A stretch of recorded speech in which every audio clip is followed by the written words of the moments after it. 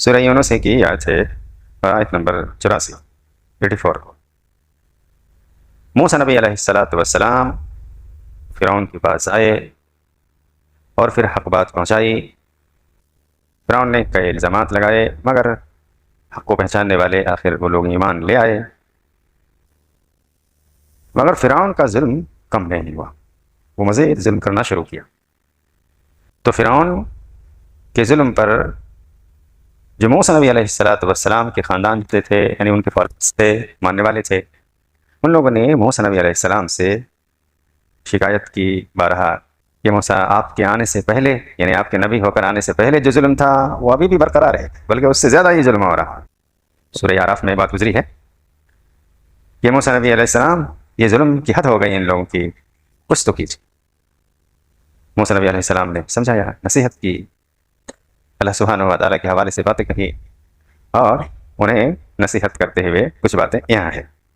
وقال موسیٰ یا قوم ان کنتم آمنتم باللہ فعلیہ توکلوا ان کنتم مسلمین۔ اور موسیٰ نبی علیہ السلام نے اپنے قوم سے کہا، اے میرے قوم کے لوگوں، اگر تم لوگوں کو اللہ پر یقین ہے، ایمان ہے، تو فعلیہ توکلوا، اسی پر بھروسہ رکھو، مدد ضرور آئے گی۔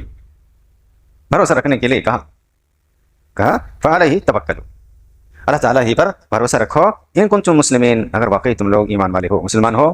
اگر مسلمان ہو تو فرعون کے ظلم پر صبر کرو اور اللہ سبحانہ وتعالیٰ پر بھروسہ رکھو، اللہ رب العالمین مدد ضرور کرے گا۔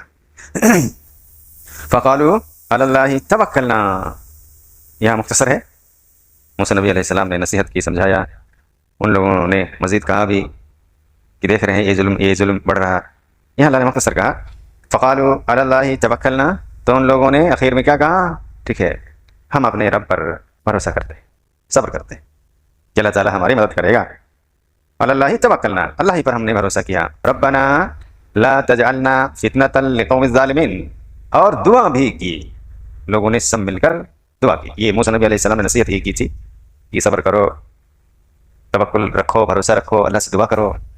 تو ان لوگوں نے دعا بھی کی، ربنا لا تجعلنا فتنة لقوم الظالمین، اے ہمارے پروردگار ہمیں اس ظالم قوم کا فتنہ نہ بنانا، یا اللہ ہمیں اس ظالم قوم کے لیے آزمائش نہ بنانا۔ موسیٰ نبی علیہ السلام نے بھروسہ کرنے کے لیے کہا، لوگوں نے بھروسہ بھی کیا، صرف بھروسہ پر ہی قائم نہیں رہے، مطلب صرف بھروسہ ہی کی آسرت نہیں رہے کہ بھروسہ ہی کر لیے اور اسی پر ڈپینڈ نہیں رہے، اللہ تعالیٰ سے دعائیں بھی کی۔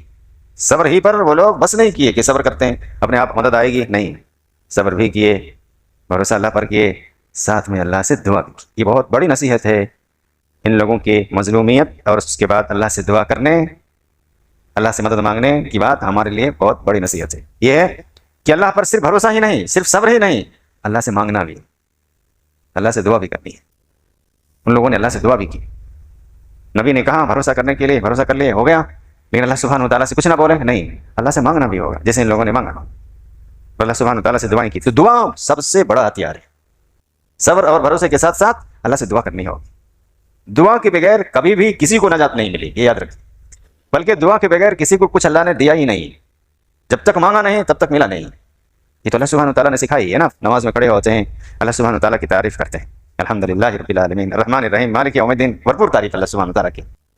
اس کے بعد تب اللہ سے مانگتے بھی، ایاک نعبد و ایاک نستعین کے بعد اہدنا الصراط المستقیم، مانگنا ہوگا، یا اللہ ہم تیری ہی عبادت کرتے ہیں، تجھے سے مدد مانگتے ہیں، اور پھر مدد مانگی، خالی بولنے سے نہیں، یا اللہ تو ہی ہماری حفاظت کرنے والا، تو ہی سب کچھ ہے، اتنا ہی نہیں، یہ تو ہی ہے، اللہ سبحانہ وتعالیٰ حفاظت کرنے والا ہی ہے، اب ہمیں بولنا ہے کہ اللہ ہماری حفاظت فرما، جب تو حفاظت کرنے والا تیرے سوا کوئی نہیں تو ہماری حفاظت کون کرے گا، تو ہماری حفاظت فرما۔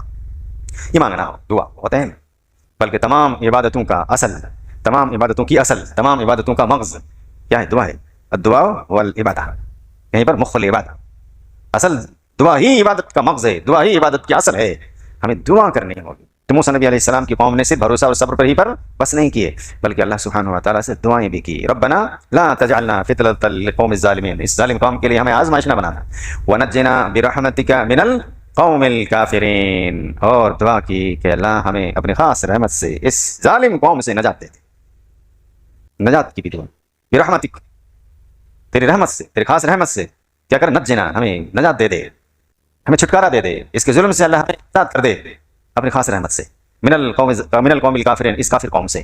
ہم لوگوں کو بھی آج جو حالات ہیں وہ دعائیں کرنی ہو. ان کافر کے مظالم سے چھٹکارے کے لیے اللہ سبحانہ وتعالیٰ سے گڑ گڑانا ہوگا, دعا کر کے اللہ سے کہنا ہوگا کہ اس ظالم قوم کی ظلم و ستم سے اللہ تو ہمیں نجات دے. پوری دنیا میں آج جو ظلم ہو رہا ہے مسلمانوں پر, مسلمانوں کے پاس سب سے بڑا اور سب سے اہم ہتھیار یہی ہے, دعا. لیکن دعا کس کی سنے گا؟ جو اللہ سبحانہ وتعالیٰ کی عبادت کرے گا اس کی نا.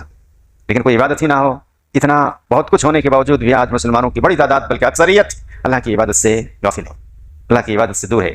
اللہ سبحانہ وتعالیٰ کی عبادت سے کوئی مطلب نہیں ہے. دعا تو بات کی بات ہے, دعا تو بات کی بات ہے, عبادت ہی نہیں ہے تو دعا کیا ہے؟ تو اللہ سبحانہ وتعالیٰ نے موسیٰ نبی علیہ السلام اور ان کی قوم کی اس بات کو رکھ کر, اس دعا کو رکھ کر ہم سب کو نصیحت کی گئی کہ ہمیں صبر بھی کرنا ہوگا ظالموں کے ظلم پر, ساتھ ہی ساتھ اللہ پر بھروسہ بھی رکھنا ہوگا کہ ظلم ہمیشہ نہیں رہے گا, اللہ تعالیٰ ضرور انتظام کرے گا. تیسری, وہ انتظام اللہ سے مانگنا ہوگا کہ اللہ ہمیں نجات دے دے, ہمیں جلدی ظلم سے نجات دے, جو مظالم ڈھائے جا رہے ہیں ان مظالم سے ہمیں نجات دے, یہ کہنا ہوگا, دعائیں کرنی ہوگی. تو تینوں چیزیں, صبر بھی, بھروسہ بھی اور ساتھ میں دعا بھی, یہ تین بڑی اہم چیزیں ہم سب کے لیے, خصوصاً ظالموں کے ظلم, کافر و مشرکین کے جو مظالم ہیں ان سے بچنے کے لیے, اپنے ایمان کی حفاظت کے لیے, اپنی عزت و ناموس کی حفاظت کے لیے, اپنے اسلام پر اپنے آپ کو باقی رکھنے کے لیے اللہ سبحانہ وتعالیٰ پر بھروسہ بھی رکھنا ہوگا اور صبر بھی کرنا ہوگا, ساتھ ہی ساتھ اللہ سے دعا بھی کرنی ہوگی. اللہ تعالیٰ ہم سب کو